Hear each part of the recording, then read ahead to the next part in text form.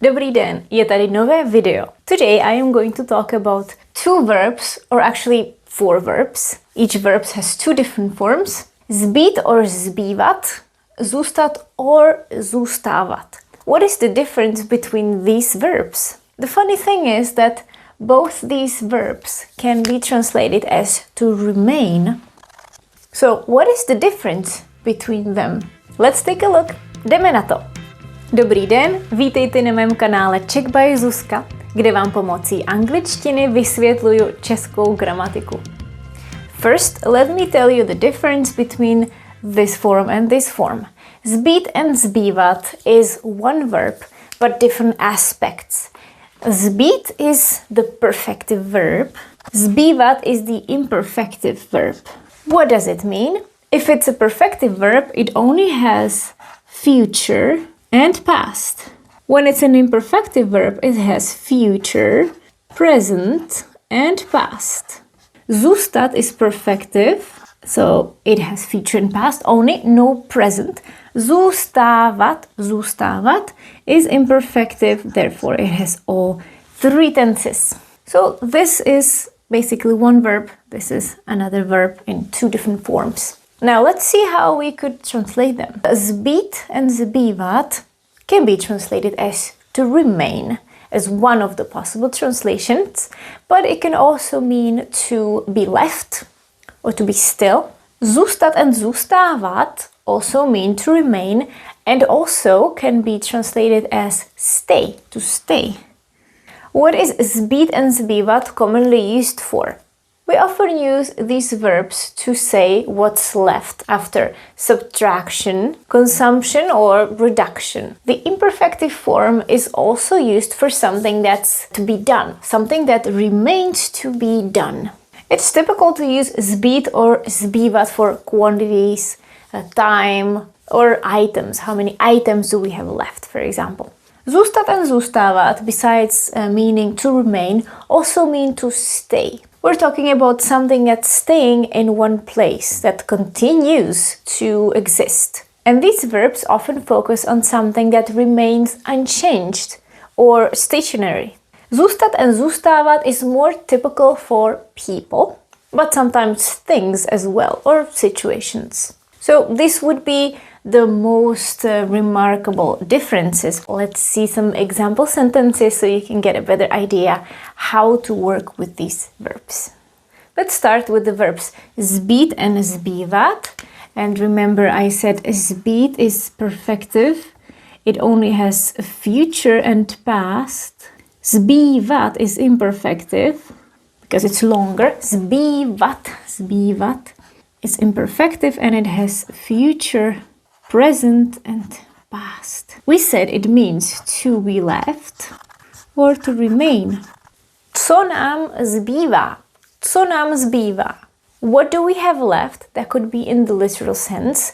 We're asking what's left in our pantry, for example. Co nám zbývá ve špajzu? But it could also mean what's left for us to do. Sometimes when you are hopeless, you can say co nám zbývá. This is the imperfective one, so this is in the present tense. Co nám zbývá? Nezbývá nic jiného, než čekat. Nezbývá nic jiného, než čekat. There's nothing else to do but wait. This is a construction that's typical for this verb. So remember, nezbývá nic jiného, než čekat. We don't have to have nic jiného, nothing else, but to wait. We can also leave this out. Nezbývá než čekat. There's nothing left but wait. Nezbývá než, and then you have the infinitive after that. Nezbývá nic jiného, než čekat. Zbylo něco k jídlu? Is there anything left to eat? Zbylo. This would be the perfective form, and notice that in Czech it's in the past tense. Was there anything left? But in English you say, is there anything left? You're talking about what is there now, but in Czech we're talking about the past. Did anything remain? Zbylo něco k jídlu. Zbyly nám 3 knedlíky. We have 3 dumplings left. Zbyly nám 3 knedlíky. So this is an interesting form. You see the dative here. The dumplings left to us, literally. Zbyly nám There are 3 dumplings left. Or we have 3 dumplings left. Zbyly is in the plural because we have 3 knedlíky. If you had more than 4, if you had 5 knedlíků, that's genitive, you would say zbylo nám 5 knedlíků. Zbylo 5. 3 knedlíky here is the subject. The dumplings remain. And a sentence in the future. Když zbude čas, pomůžu ti. Or když zbyde čas. Both forms are correct. Zbude and zbyde. This is the perfective form. Zbude would make more sense because you would conjugate the verb být, bude, in the future. But for example, I never use this form. I always say zbyde, and everybody in my family say zbyde. So both are correct. Here is the conjugation of these 2 verbs, zbýt and zbývat. So notice we talk about something that remains, there's something left. Usually it's about items, but maybe if you were talking about some people that were left on the list, maybe you could also use these verbs. I just erased the board and I remembered I wanted to tell you one important thing. The verbs zbýt and zbývat are often used with dative, much more than the verbs we are going to see, zůstat and zůstávat. So if you remember, we had zbyly nám, 3 knedlíky. Co nám zbývá, what's left for us to do. You could add zbylo nám něco k jídlu. And you could also say, když nám zbyde čas, or když mi zbyde čas. As well as this sentence, nezbývá mi, nezbývá nám nic jiného. Typical with dative. Now the verbs zůstat, zůstávat. Zůstat, the short one is perfective, like I said, only has future and past. Zůstávat is imperfective, and it has the future, the present, and the past. It means to stay or remain. And it's typical to use it with people, but we also use it with objects, as you will see very soon. Zůstaneme doma. Zůstaneme doma. It's the future tense, and it's this perfective verb. Zůstaneme. We will stay home. Zůstaneme doma. Knížky zůstávají nedotčené v šuplíku. Now this is the imperfective verb. Zůstávají. The books remain untouched in the drawer. Knížky zůstávají. Zůstávají. Zůstávají v šuplíku. Or you're looking for your keys and then you realize, klíče zůstaly v zámku. Zůstat. It's this verb. Klíče zůstaly v zámku. The keys stayed in the lock.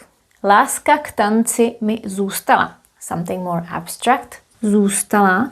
It's this verb. My love for dance stayed with me. Láska k tanci mi zůstala. I told you that the previous verb was more typical to be used with the dative case. Here we have the dative as well, but we cannot use it with all these sentences. Here it doesn't work. You could use dative here to emphasize that they stayed for you, that they were yours. Knížky mi zůstávají v šuplíku, klíče mi zůstaly v zámku. But it's not as typical as the previous 2 verbs. So, my love for dancing stayed with me. Zůstala mi. Láska k tanci. Mireček zůstával vždycky pozadu. Mireček. Mireček zůstával vždycky pozadu. Imagine, Mireček is a little boy who walks slowly. And whenever you go for a trip, he would always be lagging behind. Mireček always lagged behind. It could be when we went for a trip, he literally stayed behind. But it could also be that he was lagging behind at school, for example. Depends on the context. This could be both. Zůstával vždycky pozadu. Zůstával, you could use this form because it's something that repeated. So here you see how to use zůstat and zůstávat. Unlike zbýt and zbývat, where we talk mostly about something that we have left over or something that's left for us to do. I also want to show you an example where it doesn't matter which verb we use. In this specific context, it works for both of them. Zbyly, zůstaly, po něm jen stopy. Mysteriously, he disappeared. Zbyly po něm jen stopy, zůstaly po něm jen stopy. Only footprints were left after him, or were left behind by him. Depends how you look at it. Zbyly po něm jen stopy. You mean he's gone and what is left of him are just footprints. Zůstaly po něm jen stopy. Those footprints remained, even though he's not there. Pretty much the same thing.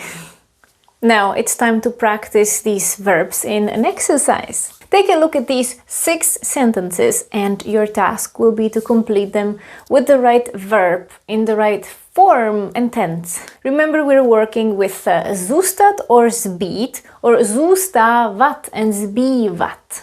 Pause the video and check with me when you're ready. Připraveni? Číslo 1. Zbylo mi 5 korun. Zbylo mi 5 korun. Zbývalo mi 5 korun actually means at that moment I had 5 crowns left. But remember, I told you that when we use zbýt and then the dative in the past tense in Czech, it means that something is left. In English, we talk about present tense, what do we have now, and in Czech, we talk about what was left behind. Číslo 2. Tatínek zůstal s dětmi doma. Zůstal s dětmi doma. Or zůstával, that would mean that he was staying home repeatedly, often, which would also work with certain context. Číslo 3. Do dovolené zbývá už jenom 1 týden. Zbývá. There's only 1 week left. Zbývá 1 týden. Číslo 4. Po Vánocích mi už moc peněz nezbude. Or nezbyde. Číslo 5. Zbyly mi nějaké rohlíky, nechceš? So we choose the perfective form in the past tense. Zbyly mi. A číslo 6. A sign of frustration. Všude po tobě zůstává mokro na podlaze. Všude po tobě zůstává mokro. To je všechno. I hope that you learned something new. And if you still are confused about the difference, just pick a few sentences and learn them. I want you to remember how to say that you have something left. Zbývá mi 5 korun. Zbývá už jenom 10 minut do konce. There's only 10 more minutes left till the end. Well, not in this case. Už nám nezbývá čas. There's no more time left. Nezbývá než dodat, že si můžete koupit moje e-booky. These e-books will help you with the cases. Just in case will help you study the cases step by step. And you will enrich your vocabulary by 100 most common nouns. For example, in the exercise you came across the word dítě, child, so you find it here in the list. It's actually very common. Dítě is number 5. And here it is, dítě. And how to use it in context. To je ode mě všechno, mějte se krásně. Ahoj!